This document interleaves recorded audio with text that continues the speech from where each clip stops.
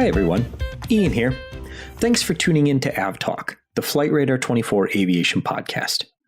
If you're new to the podcast, welcome. We hope you enjoy the show and we welcome your feedback. For our regular listeners, I'd like to take a moment to ask you to leave a rating or a review on whichever podcast service you use. And please know that we appreciate that very much, as it helps new folks find the podcast. And you can always get in touch with us directly at podcast@fr24.com. And now, on to the show. On this episode, we check on Iceland's erupting volcano, dig through the Ukraine International Airlines Flight 752 final report, and Gabe sits down with Amapola's CEO to learn about the small airline operating a fleet of Fokker 50s around Sweden. Hello and welcome to episode 108 of AvTalk. I am Ian Petchnick here as always with Jason Rabinowitz. And hi, Ian. How are you? Hello, Jason. I'm doing well. How are you, sir? I'm great. I love this small talk. This is perhaps the smallest bit of small talk that we have ever done. I don't know what else to say. I mean, are you feeling good about life, about anything in particular? I mean, how is your health? How's the cat? I mean, I've got an assortment of things that we can fill time with if you'd like. Everything is just fine. There it is. Okay, and that is episode 108 of AvTalk. Quick one. No, yeah, we've got some news this week, and thankfully, the most eruptive news this week has caused zero impact on aviation. I see what you did there. I know. And of course, I refer to the Icelandic volcano that erupted not far from Keflavik's airport. Okay, now I want you to name the old volcano, the volcano that went off a few years ago and completely disrupted transatlantic air travel for, a week or two? And then pronounce the name of the new volcano that just went off. So you want me to do the old one first? Yes. I know you can do it. I've heard you do it. Oh, okay. This is putting me on the spot. So the 2010 one that affected transatlantic air travel for roughly, I think, 6 days. It shut down pretty much everything flying across the Atlantic with a huge ash cloud and things like that. You're stalling. What's the name? So the old one, or the 2010 one, was Eyjafjallajökull. I know I mispronounced that, but that was my shot at it. Close enough. The new one that is just a really cool lava field and slowly forming. It's fun to watch a mountain form in real time. That one's pretty cool. This one is Fagradalsfjall, which is also incorrectly pronounced. But again, my shot at it. Jason won't even try. I won't even know if that was correct or not. Yeah, I'm pretty sure I butchered the second one even worse than the first one, but in retrospect, that was always going to happen. So the current eruption is not affecting aviation. In fact, it is promoting aviation. There have been... Imagine that. Yeah, I know. Multiple tour flights. You can book a helicopter tour to go fly around it. You can go on a day hike to have a picnic next to a volcano. And there has been more than one departure and arrival into Reykjavik that has, I don't want to say gone out of their way to fly over the eruption just to get a look at it, but they have perhaps modified their departure and arrival paths. But very cool to look at. In the show notes, I will link to an amazing photo that was taken by a photographer in Iceland showing someone in a Vans RV4 flying over the volcano. And that just popped in Jet Photos today, Wednesday. So by Friday, who knows? There could be more. Yeah, pretty great that this one is just erupting. It's doing its thing. There was no ash cloud or no dangerous ash cloud of any sort. So it's a win-win for everyone. Yeah, Iceland, especially the volcano. Iceland gets more land. There's a internal tourist draw, and aviation is not affected. Certainly not that it would possibly be affected to the level given the number of flights these days, but they're still concerned. I mean, if it was going to happen, but luckily this one's not under a glacier, which is one of the deciding factors as far as how the ash cloud is formed. So I guess good on the volcano. Yeah, good placement. Well, I think, is this the first time we've congratulated a volcano on this particular podcast? Maybe the last time. I'm not sure. All right. I wanted to see if I could go to see the volcano, and Iceland Air wants $1,000 to fly there. And I said, no. And Iceland happens to be one of the few countries that's actually opening up if you can bring along proof of vaccination. So it would actually be feasible to go if you are vaccinated, I guess. Yeah, but, I think there's also, depending on where you're coming from, there's also an option of quarantining for, I think it was like 5 days or something like that. And can you imagine how terrible it would be if like just everything stopped on day 4 of your hotel quarantine? Yeah, no, I don't want to do that. So anyway, that's the volcano that is not affecting aviation, thankfully. The Iranian Air Accident Investigation Board released its report on the downing of PS-752 last week, which was the Ukraine International Airlines 737 that was shot down shortly after departure from Tehran. And the report itself doesn't really get into much more information than we already knew based on the preliminary report about why or how the aircraft was shot down. And it doesn't really answer any questions as to why it was shot down, which is what makes the statements from Ukraine and Canada so very interesting. Now, the Air Accident Investigation Board reports, whether it's Iran or France or Australia or the United States, they're not reports designed to apportion blame or hold anyone responsible, criminally responsible or administratively responsible for a particular incident or accident. They're designed to create a safety culture to ensure that that type of accident never happens again. So it's very interesting to me that both Canada and Ukraine issued statements calling into question the completeness of the Iranian report. And one of the big things that the Canadian statement and the Canadian minister acknowledges that this is a very unusual step to take, given the fact that these reports are generally designed, they're a safety investigation. And so the questions that they're asking were, we learned how it was shot down, but nothing about the report tells us why. And so Canada had 3 specific questions that they felt that the Iranian AAIB didn't answer. What was the sequence of events, including the technical, human, and organizational factors that led to the missiles being fired and ultimately downing PS-752? What was the basis for the decision to keep Iran's airspace open during a period of heightened military alert after Iran had launched missiles into Iraq? And third, why did civilian airlines continue to operate in Iran's airspace in the hours following Iran's launch of missiles into Iraq? Those 3 main questions, at least in Canada's mind, went unanswered.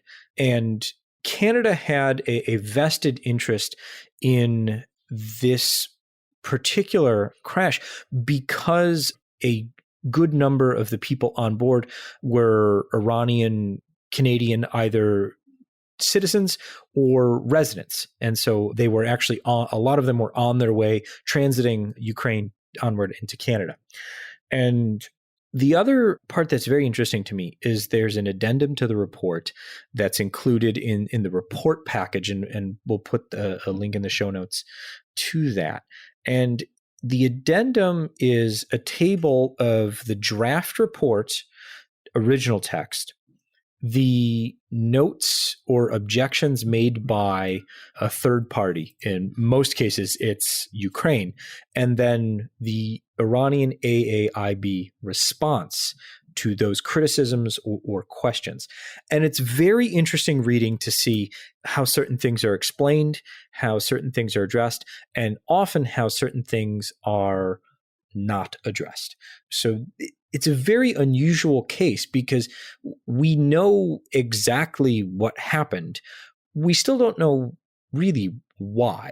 And I think that's where kind of the anger and frustration from the Ukrainian and Canadian side comes from.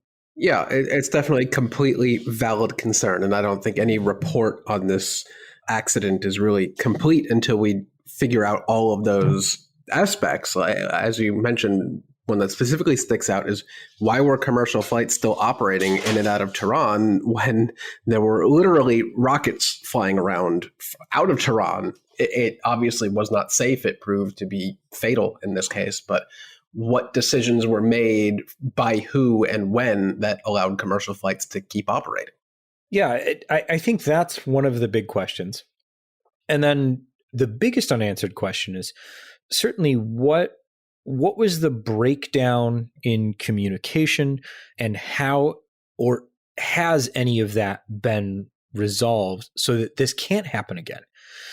I mean, there's a non-zero chance that there could be a rise in tensions again in that particular area, especially between Iran and Iraq.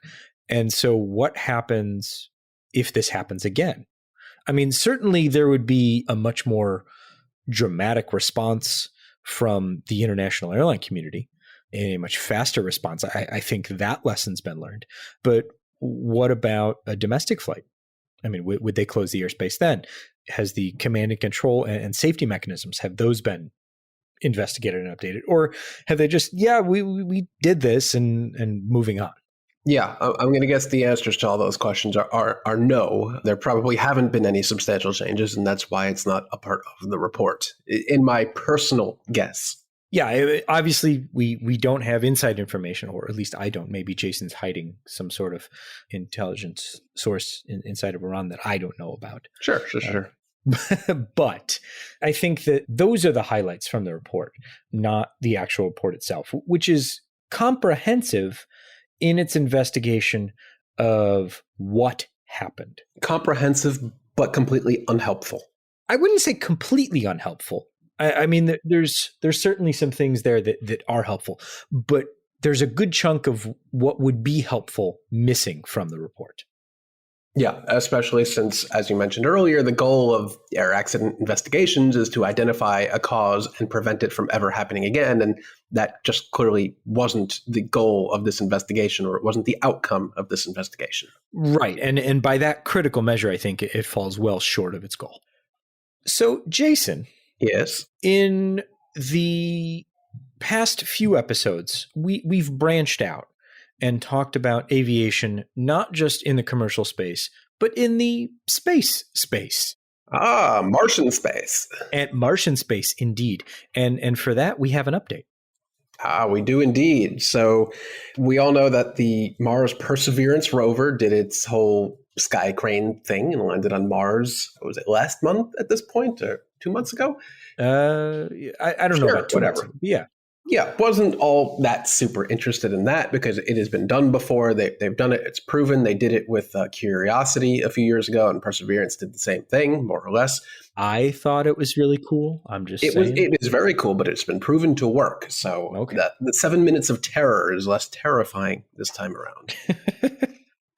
So we talked about this a couple episodes ago, but now we know for sure that the little helicopter that piggybacked on the belly of Perseverance, the little rover is called Ingenuity, has a scheduled takeoff date of April 8th or later. And we have some details on its actual mission, basically. So Perseverance is very slowly rolling on its way to the first ever Martian airfield. This is NASA's terminology, not mine. They are going to an airfield in a predefined flight zone, which happens to be a relatively flat terrain-wise, no mountains, no craters or anything. It's basically what you would want to find here on Earth for an airport or airfield.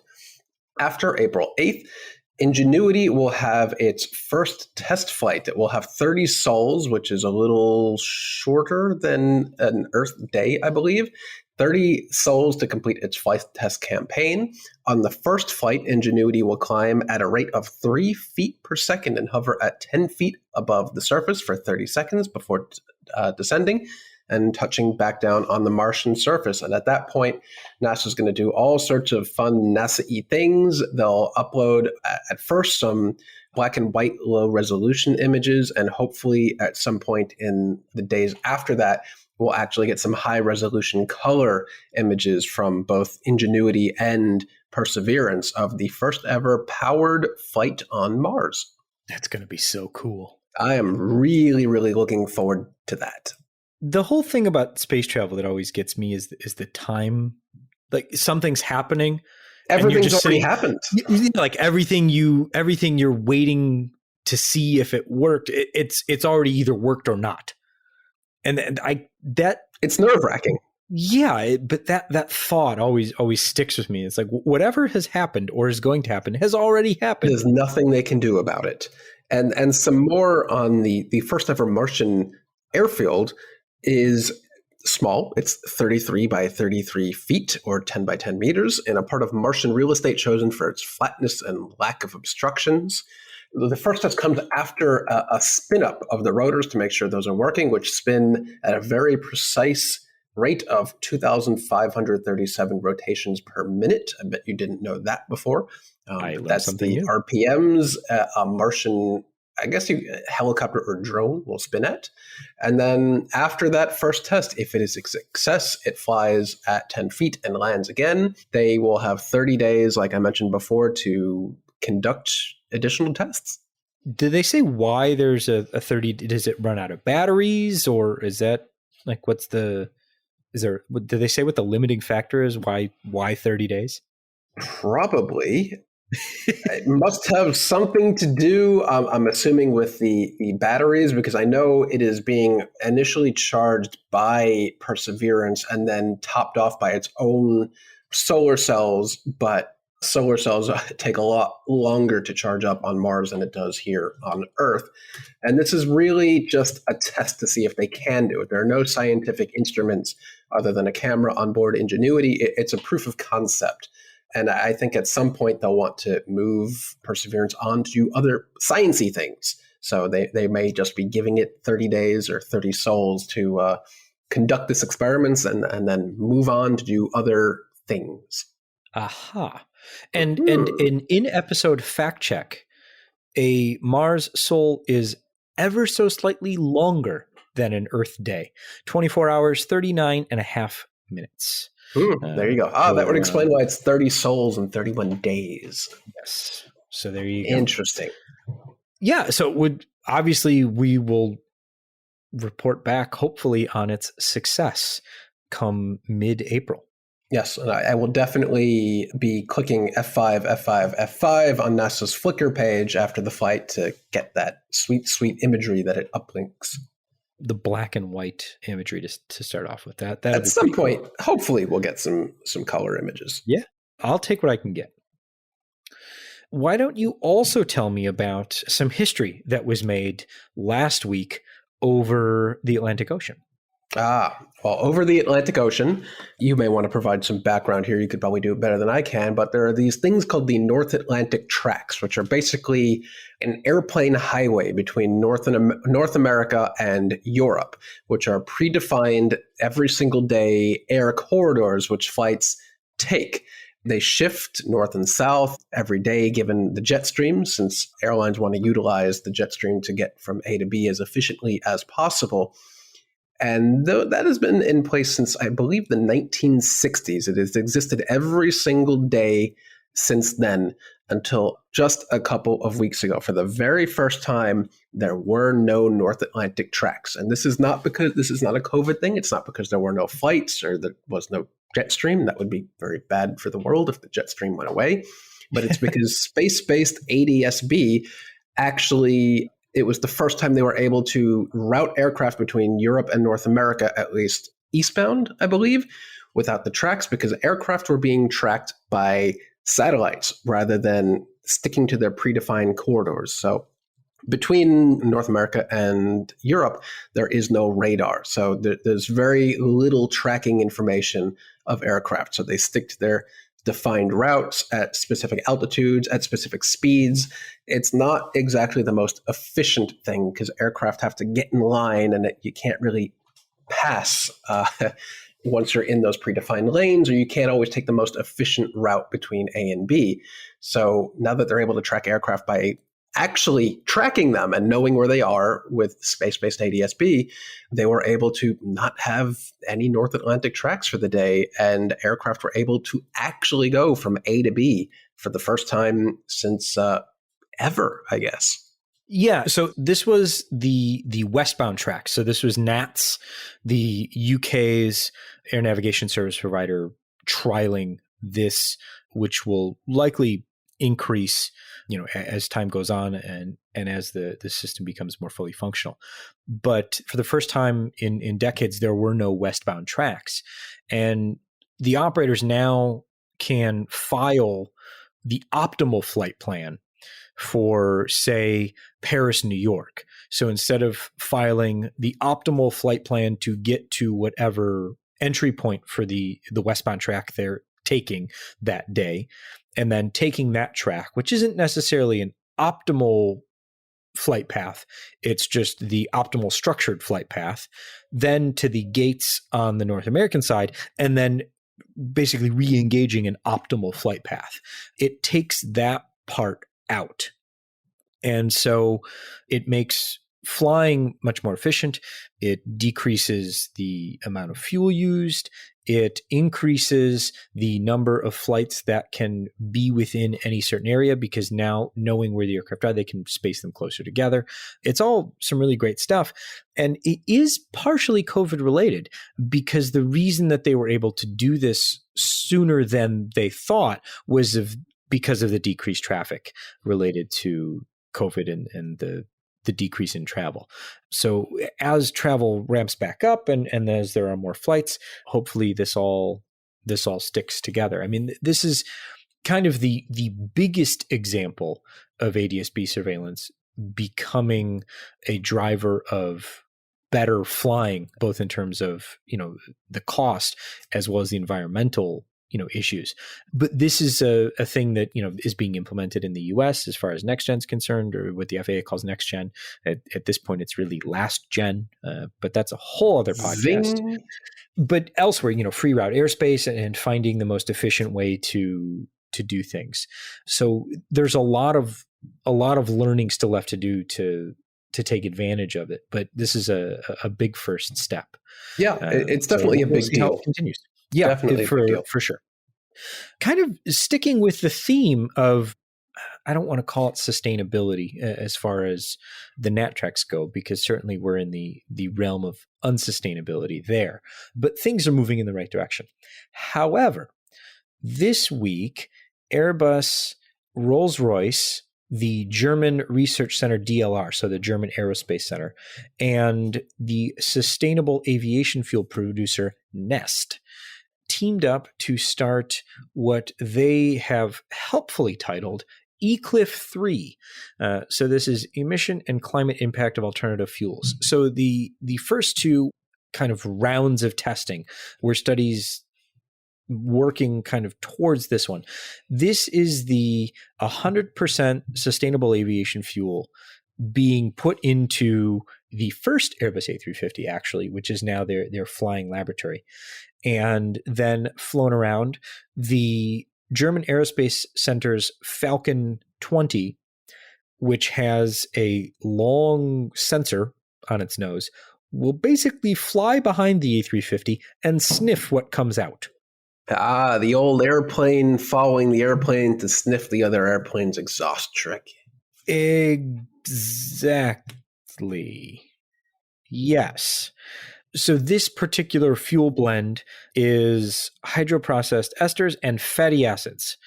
So basically used stuff. And that's going to be tested against the regular old jet fuel to see what the difference is and how that affects the engines.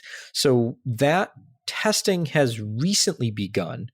with A350 MSN 001, and that's going to continue over the next few months to see what the effect of the emissions is, and also how well does it work with the actual aircraft. Yeah, and I'm sure Boeing will also be keeping a very close eye on this. So since it's basically staked its entire, I guess, next gen evolution of commercial aircraft in sustainable aviation fuels, while Airbus seems to be doing pretty much everything from they trialed battery technology, which they determined just it isn't there yet. Now they've shifted to the future being hydrogen powered, but they're also at the same time doing sustainable aviation fuel trials. So while Boeing at this point has pretty much put all of its eggs in the sustainable aviation fuel basket. So they'll be keeping a very close eye on this. I was talking with someone this week who works as a consultant in the industry, and we were having a conversation about the difference in approaches between Airbus and Boeing as far as the next generation and sustainability and all of those things. And the thing that we were kind of grasping at and trying to figure out is this isn't really two organizations saying these are the approaches and we're going to go out and make money doing this. It really seems like these are much more like trial balloons for saying governments are going to have to come to get together and mandate something. And yeah, I would agree with that. And to say that, Boeing hasn't put anything forward, well, they haven't had to. And with Airbus's multiple options, I think they're really searching for, okay, what can we get governments behind, specifically the governments of France and Germany, to say, okay, this is what seems most promising. And now here's the next round of government funding to make these things a reality. Yeah.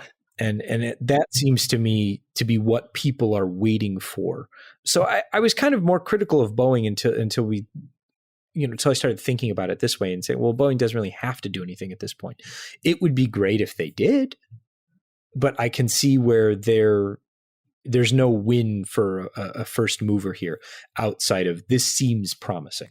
No, especially since any change in what powers an aircraft is going to take substantial infrastructure upgrades as well. You can't just say, okay, our next wide-body aircraft replacing the 787 will be hydrogen powered.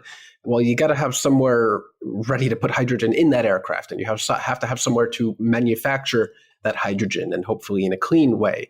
So there has to be upgrades to every airport that aircraft actually flies to, and transportation systems to get that hydrogen to the airport. So this isn't just an industry Airbus versus Boeing problem. It's very much a global logistics and hopefully a decision process. You wouldn't want Airbus to say our future is in hydrogen and Boeing to say our future is in electric, because that would be confusing, wouldn't it? Not only confusing, but just unworkable, really. Yeah. So there definitely needs to be some sort of global alignment here. And right now, Airbus, especially Airbus, is looking around to see what works and what doesn't, while Boeing is kind of, saying, well, we got this thing now that kind of works and we can retrofit our existing aircraft to it. So we're going to look at that. Right. Let's stick with Airbus and bid farewell to the A380. Oh, I don't want to. MSN 272 departed Toulouse on its first flight, and as the last A380 that will ever be built, assembled, produced, what have you. It flew on a first test flight and then went up to Hamburg to have its guts all finished up and for a fresh coat of paint, and it will eventually, at some point, probably be delivered to Emirates. I hope so. I don't think there's any alternative there. No, they'll take it, but we'll just see how long it takes for them to actually, take it home. Yeah, they're in no rush, but it is very definitely sad to have what feels like so prematurely the last ever first flight of an A380. Too soon. Yeah, I mean, we've talked about this multiple times, but the A380, both ahead and behind its time. Yep, absolutely. It's sad, but here we are. Yeah, here we are. So we'll mark that occasion certainly on its delivery, whenever that may be in the coming months. What do you say we take a break here? And when we come back, we sent Gabe to the other side of Stockholm, and he chatted with Amapola Flyg's CEO. And it's a very interesting conversation. I think you're going to enjoy it. And as this podcast comes out and you're listening to it, head over to our Instagram channel or check out Twitter, because Gabe is going to be flying the airline on Friday when the podcast comes out. And he will have some special stuff in addition to the interview, some really good content from aboard one of their Fokker 50s. So when we come back, we'll hear from Gabe and the CEO of Amapola Flyg. If you'd be willing to tell me a little bit about the background of this airline that you mentioned, it's the best kept secret among Swedish airlines. Tell me a little bit about what it's all about, what it does. Amapola it was created to do mail freight for the Swedish post office. We did that for almost 15 years, and then mail has become less and less of a market, because physical mail is not a big thing. And then we decided to move into passenger traffic, because we had experience with that, because we owned another airline before called Skyways. Thereby we knew what to do, and we had some passenger Fokker 50s and so on. So we, about 3 years ago, started the process of adding some passenger service to our repertoire, and doing all the necessary certifications like IOSA and so on, and pitching for an interline agreement with SAS that we now have in place. Can you tell me a little bit about your background and sort of how you came into all of this?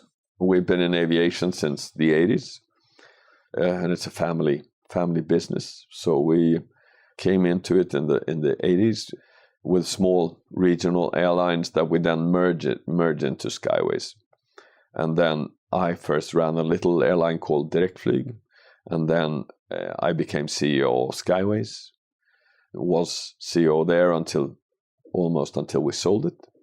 And then I was out of airlining for a long while. And then when this whole transition with Amapola, that it became obvious that was necessary, I joined as CEO just to do that transition, because I had some experience with that. Aviation is a famously tough business to make work, to make profit. Why run an airline? Why have a company that has an airline? We come at it from a slightly different angle, in the sense that it's very asset-based. We own these Fokker 50s that we fly. And in one sense, you could say that Amapola is more Fokker 50 than it is an airline. So we sell spare parts, we sell maintenance services, we own one of the few remaining Fokker 50 simulators that we sell time in to other airlines, and we sell aircraft, and we buy some aircraft, and we try to make money out of the asset rather than dreaming of making substantial amounts of money on the actual airline services, because that's very tough. In some parts, it's very appreciated because it is very robust. Especially in East Africa, there is a large contingent of Fokker 50s, because it has high landing gears and the props are high up in the air. So if you land on rough runways and so it's a good aircraft. And also you have the paradox that there has basically been no aircraft manufactured, or very few manufactured after the early 90s in 50 seats and below. So you have the odd ATR 42, but those are very few and far in between. And you have a large fleet of aging aircraft and nothing to replace them with. And that's, of course, why there still is a market for the Fokker 50, is that it ages well. And when the Fokker 50 reaches the end of its life cycle, whenever that is, are you already looking for what's the replacement plane going to be, or does the airline go away with the Fokker 50? We don't have a strategy like that. I mean, as there is nothing to substitute it with, we could fly this for another 10 years and be happy with that. It's just that we will only go into another segment if we think that it's sparsely populated enough for us to have a niche worth the name. Because if you're in the market where everybody else is, it's absolutely impossible to make money, at least for us. I mean, you have the odd ones that actually make money, like Ryanair or EasyJet or those. We cannot be them. We don't know their secret formula. And thereby, we have to find something where there is a segment where aircraft are cheap enough and where we can find ourselves a niche where not everybody wants to be. Right. It's rare to find an airline these days, especially where it's not about acquiring the latest aircraft and going heavily into debt on these things or having big lease payments, right? So how critical is that the fact that you own these planes, the fact that cost structure? It is important because they are well depreciated and thereby our capital costs are low. And if we take, especially in a country like Sweden where there are few people, but still where you need connectivity, you don't fly very much during the day. If we take the American majors, when they use their regionals, they start at 5 a.m. in the morning and they stop at 1 a.m. the next morning. So you go 18, 20 hours a day. In Sweden, it's quite a lot that you just go in and out in the morning and then you go in and out in the evening. And then capital cost is an important factor. So if it should at all be possible to do that in a cost-efficient way, you need to have an aircraft with low capital costs and high appreciation by the customers. And that I think the Fokker 50 fits well. Makes sense. How do you describe the niche that Amapola fits into? The niche is 50-seat turboprop or 7-ton cargo. And it's not a big niche. It's just that there are very, very few other people in that niche. Because before you had Saab 2000, those are all almost gone. You had Dash Q300. The only one flying that aircraft, to my knowledge, is Widerøe, and they have very few of those. And then you have the odd ATR 42, but not many of those in a market that's still there. And if we compare it to the ATR 72, which is the turboprop that has been manufactured in larger numbers, it is still much cheaper to fly this one. And if the capital costs are lower, the running costs are lower, then there will be a small but still a sector or a niche for us to be in. And we can only do this, at least in my view, you would not be able to recreate an Amapola if it hadn't already existed, because we have all this knowledge and know-how about the aircraft with the people that we have. If Amapola would have gone away and you tried to do a Fokker 50 airline, you would not find that know-how again. So with the Fokker 50, we'll just enjoy it while it lasts. I mean, we bought when VLM, a Belgian Fokker 50 company, went bankrupt. We bought their assets, so and suddenly we had more planes and more spare parts, and then we could do more deals. But I mean, we try to have all the knowledge necessary to fly the Fokker 50, and thereby we can also sell that to others and make a living out of that. Great. I don't know if you saw that Widerøe has now committed to take this electric plane as a potential. I think that's very exciting. Of course, it will start. There are few places in the world that are so well suited to electrical aircraft like Norway, because they sometimes have ludicrously short sectors that you just fly across the fjord. Of course, not all sectors are like that, but they have a lot where the aircraft hops around. So the whole range question is not a big thing. And of course, their electrical aircraft would work fantastically well. I'm very interested in that, and I think it will come. And if we take Sweden as a market, if you have segments that are like the ones I described, where you fly in and out in the morning and in and out in the evening, of course, then you can fly your morning flights and then recharge for a while, and then fly your evening flights and then recharge overnight, and then that will work out well. It's just that right now, the projects that have come furthest have very limited seating capacity. So I think it unfortunately will be a while until the sector we are in, the 50-seat market, will have an electric plane, unfortunately. I mean, there is this Swedish project called Heart Aerospace with 19 seats. And that's nice. There's the US-Israeli aviation project with an aircraft called Alice that we're supposed to have done a test flight a year ago. I don't know what's happened there. And I think Widerøe has teamed up with an Italian outfit. But of course, I think for the regional market, which is usually short-sectored, electrical planes will come, I hope, sooner than we think. Nice. And can you tell me a little bit about these pandemic flying contracts that we were talking about a little bit about before? Of course, when people have been told to stay at home, passenger volumes have just deteriorated or disappeared almost. And of course, if you want, in a big country like Sweden, if you want any kind of connectivity, you need to buy services because it's very far. Even though it was commercial routes before the pandemic, it's not anywhere near possible to run it on a commercial basis now. And those contracts, the Swedish government put up a number of routes where they said that on these routes, you need to have at least one round trip per day, 6 days a week. And most of those routes are now flown by SAS in that way, but there are a few where they don't. What are some of those routes that you...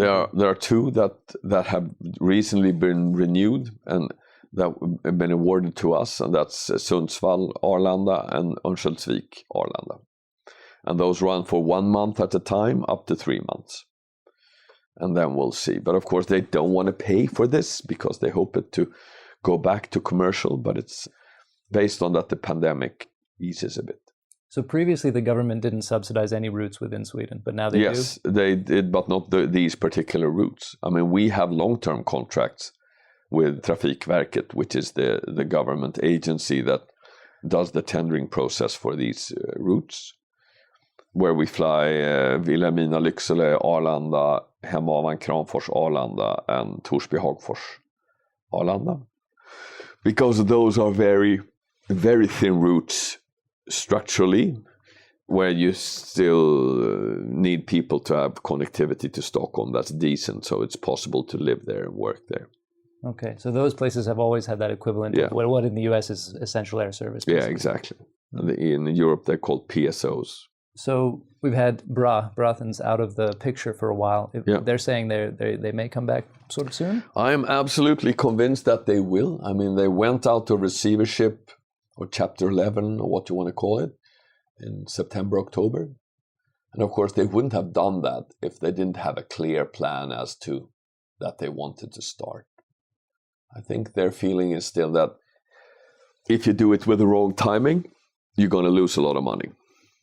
Thereby, they have waited and waited and waited. And of course, this second wave was much more extended than people thought last summer, which in a way it's surprising that we are so surprised, in the sense that the pandemic seems to have the same season as the flu.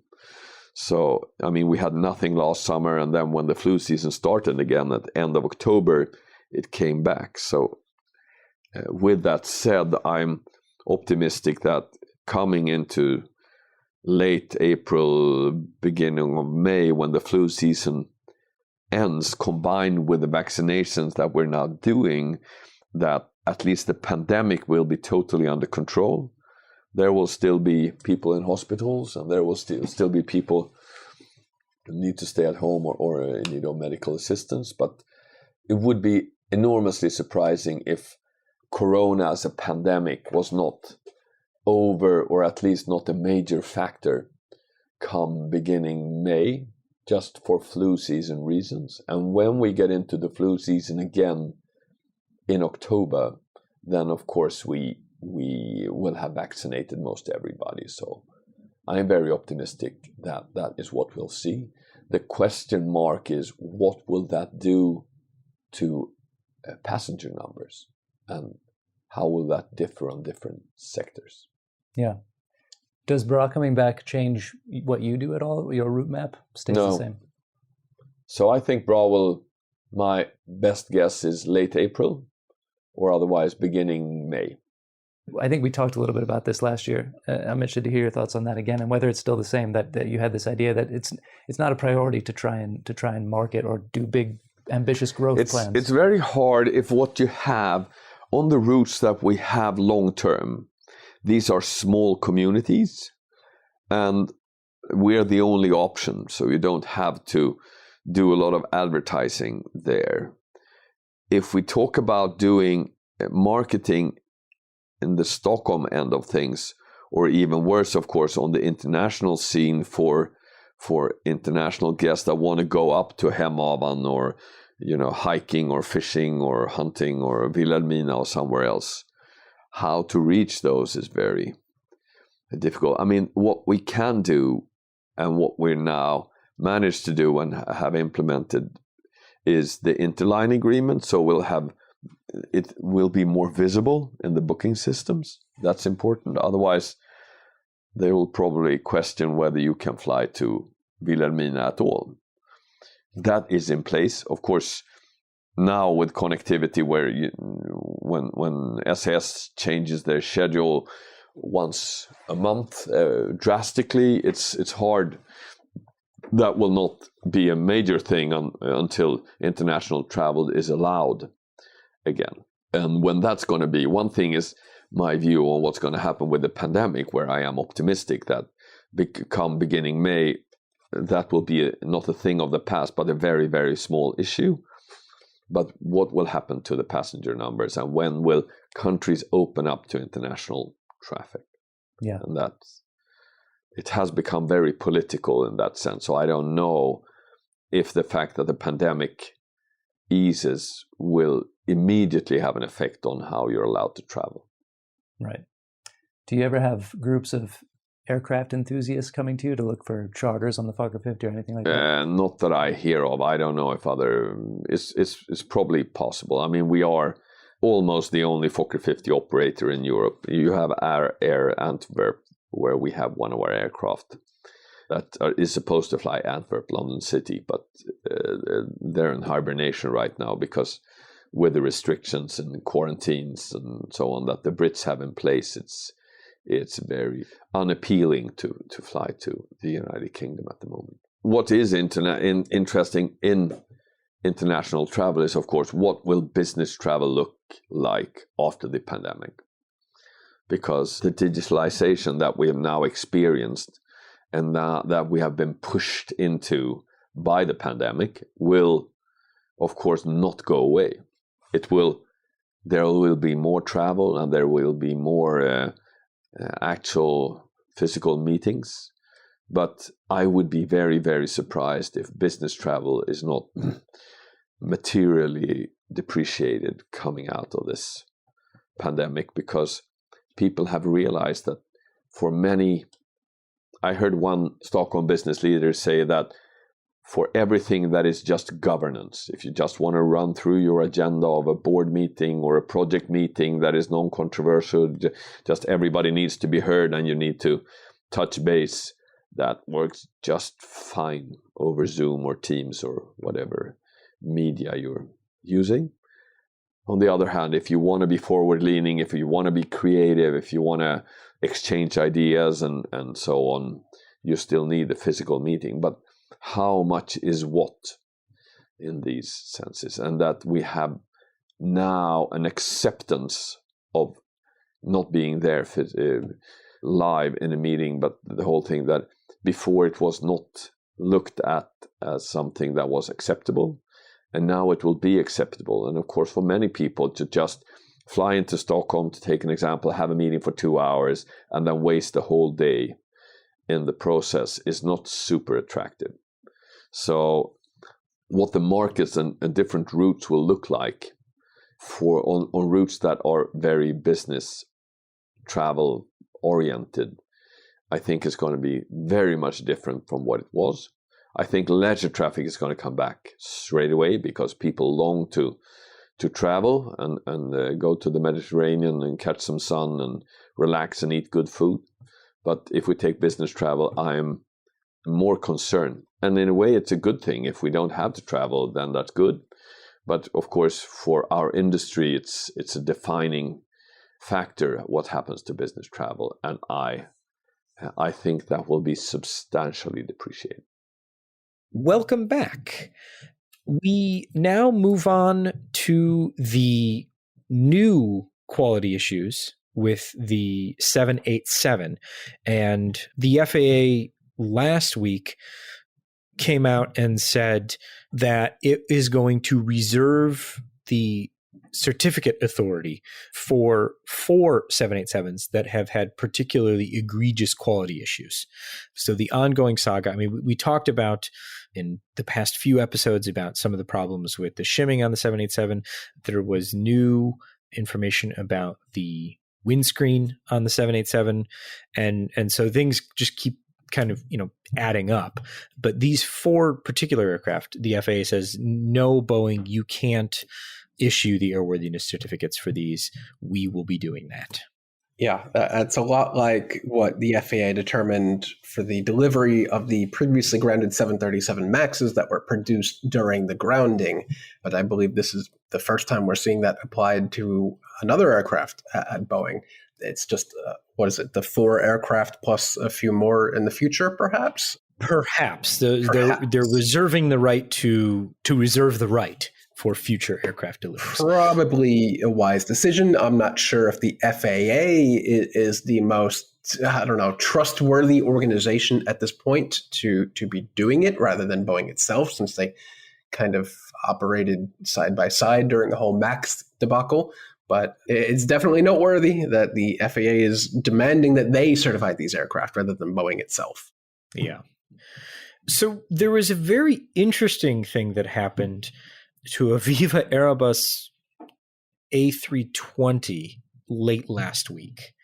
And it's still unclear to me exactly how this happened. The front fell off. But yeah, the front fell off. The nose gear just came off. Just kind of fell off. Hate when that happens. Luckily, they were taxiing for takeoff and they were not going fast, and there were no injuries reported or anything like that. So that was very nice. They were trying to make a very tight turn because the taxiway that aircraft normally take to the runway is closed. And so they were backtracking on the runway and then trying to make a 180-degree turn. And I guess they turned too tight or something, and the landing gear popped off. So hopefully they can get that repaired, but I don't know. Yeah, that's not supposed to happen. I mean, we've seen all sorts of issues with the A320 family with the nose gear specifically rotating 90 degrees and becoming a whole thing when they land, which inevitably it always ends up being fine. But the front nose gear just plumb falling off the aircraft, that's a new one to me. Yeah, I would love to read that report to find out how that happened. Yeah. Specifically interesting in this is that the front fell off, the nose kind of collapsed onto the runway, but they still popped the slides on this aircraft and conducted an emergency evacuation, which seems a little overkill, but I guess prudent. I'm not sure. Where do you stand on this? Well, I mean, the aircraft was leaning at such an angle, I don't really know how else you would get out. A step stool? I mean, okay, that's fair. But I guess the slides was the safest and most efficient way to do it. Yeah. They also did not all deploy correctly. I'm just actually seeing now for the first time, door 1R, the door on the right side towards the nose, the slide deployed, but at like a 30-degree angle upwards towards the nose of the aircraft. So that wasn't going to work. I guess these are probably not designed to be deployed in such a manner. I guess thankfully the slide at 1L did deploy normally, but also some of these pictures, there's just the two wheels are completely disjointed from the nose gear itself. how does that happen? Did they not tighten the lug nuts or what? I do not know, but hopefully we find out. Hopefully. So a number of airlines, when the pandemic first hit, continued to look for revenue generating schemes when their flying went to near zero. And a few airlines started selling literally everything. The airline food. Yeah, nearly everything, but mostly the airline food. But ANA has sold how many meals? Well, they have sold $1.8 million worth of food, equating to 264,000 meals since they started the program in December 11th of 2020. So that's a lot of airplane food that never sees an airplane. I suppose that there's nothing really worse than, as far as airplane food goes, versus another frozen meal. So I'm kind of surprised that they were able to sell that many. So yeah, the meals are available only in sets of 12 for 9,000 yen, which is about $83. So it's not like you can walk up to the nearest 7-Eleven, buy one ANA meal for $4. You're buying $83 worth of airplane food. Some of the meals, actually, the most popular was apparently the beef hamburger steak, which looks like a hamburger patty covered in gravy next to peas, carrots, and mac and cheese. I don't know. But apparently ANA can't crank these out fast enough. Huh. Yeah. Color me surprised. Yeah, they even had a whole dinner event on a grounded 777, maybe one of those with the Pratt & Whitney engines that can't fly, at Haneda on March 31st, or they will have it on March 31st. A business or first class meal is a whopping $274 or $550 if you're in first class, and it is completely sold out.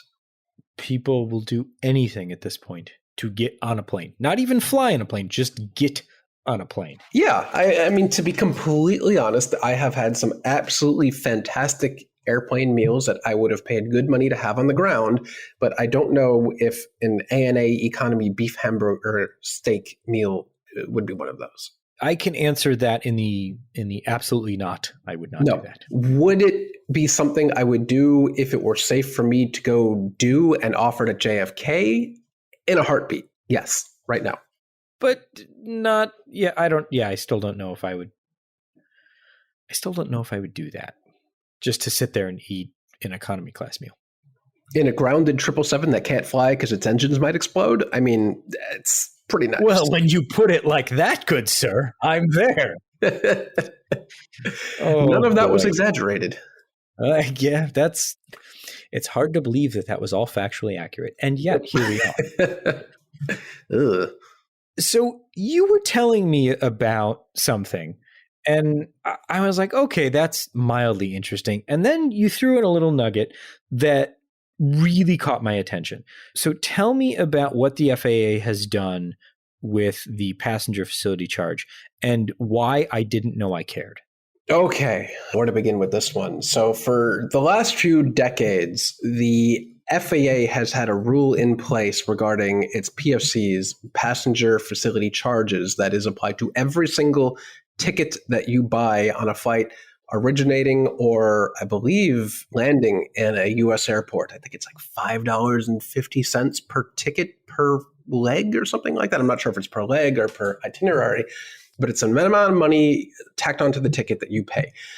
It had specific restrictions about what airports and the cities can and cannot do with that money. And one of the restrictions has led to an unfortunate phenomenon in the United States where we often have these airport public transit options to airports, which are downright awful.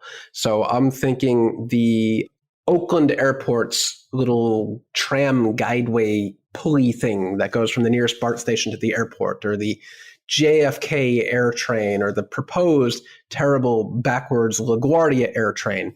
They're all trains that go from an airport to another mode of transportation. We very rarely in the US, outside of Chicago, have a transit option that actually goes to the airport.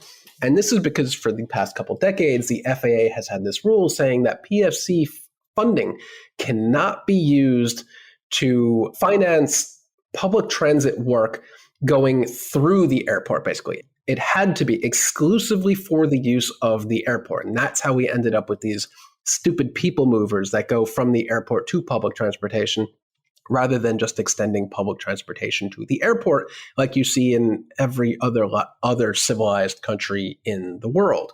And finally, I believe this rule was pending since 2016, but the Trump administration sat on it because they were generally very anti-public transit.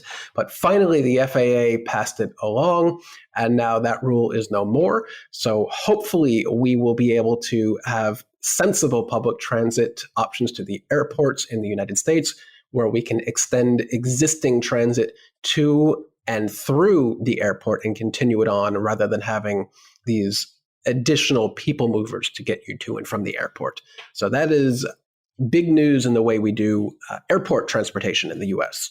I had no idea that was why we were stuck with these awful people mover things. And you're in one of the very few cities in the country. I mean, Chicago has the blue line that goes to O'Hare and Midway, I believe. Which line goes to Midway? The orange line goes to Midway. Yeah. So we have direct transit links to both airports. The blue line at O'Hare goes into the actual airport, and the orange line takes you to the parking garage, but it's close enough. Like you don't need an additional transit, thing to get there. Right. But, I mean, thinking about things like JFK or other airports that could in fact greatly benefit from a transit link or don't have one. I mean, that's a pretty big, block to it that's gone now. So hopefully we get to see some cool stuff. Hopefully we can scrap the LaGuardia AirTrain program, which just in the past week actually had the FAA pass its environmental impact study, I believe, or its alternative study, many of which they kind of, said this won't work, which I'm guessing, and many of us are guessing, is just because they want to be able to spend PFCs 100% of the PFCs to fund this, rather than doing the extremely logical option of just extending the subway to or through LaGuardia to provide that one-seat ride, which is really the global standard. And there are a few other airports in the U.S. that already have that. Atlanta has its commuter rail station there at Hartsfield, and San Francisco has BART, but I think that's about it. Yeah, I mean, there aren't many. But hopefully, yeah, this increases it. But yeah, I was just really fascinated. I was like, oh, okay, now that's a stupid makes sense rule, now. And now it all makes sense. It makes sense. It was because literally we were not allowed to spend PFC funding money on the logical choice, because God forbid the PFCs go to benefiting someone who isn't actually using the airport at that moment. Yeah. Let's close the show with a bit of a change of pace. And someone who read the companion blog post about our conversation with Sven Lidström at the Troll Airfield in Antarctica wrote in with a story of their own. And so I said, this is such a great story. And I wrote back to him and I said, can I share this on the podcast? And their response was, I need to find time to listen to what a podcast is. And I said, well, then you're in for a treat. It's a damn good story too. So reader Stephen Williams worked at the Halley Station, which is the British Antarctic station, and he worked there in the early to mid 1980s. And so he relayed a story that had been passed down since the late 60s at the station, and one that I think says a lot about the relative comfort of how things have changed, as well as the technology used down in Antarctica. So in the early 1960s, all of the supplies that were used at the Antarctic station were still brought in by ship, all of them. They didn't really airlift in any supplies or anything like that, other than, some of the people and things like that. But everything that was needed for the station came in on the ship. And these groups have no way of getting rid of anything they don't want. So that all sits in a storage container or something like that until they can either truck it out or get rid of it. But because of all the weight restrictions and carrying things around there being difficult, especially in the 1960s, things just added up. And so one of those things was a cocoa powder used for making like a cocoa drink. And apparently no one liked it, but it was on the supply list. And so every year they would deliver it more and more and more. And it just kind of piled up so much that they had almost a ton of this stuff sitting in a storage locker. 1967 rolls around and someone has a pretty severe accident and needs to be airlifted from Antarctica off the continent to more kind of proficient medical facilities where they can receive treatment. And so the only folks who are able to do this at the time are the U.S. folks. And so they send a U.S. Navy C-130. And so in communication, they need to create a runway.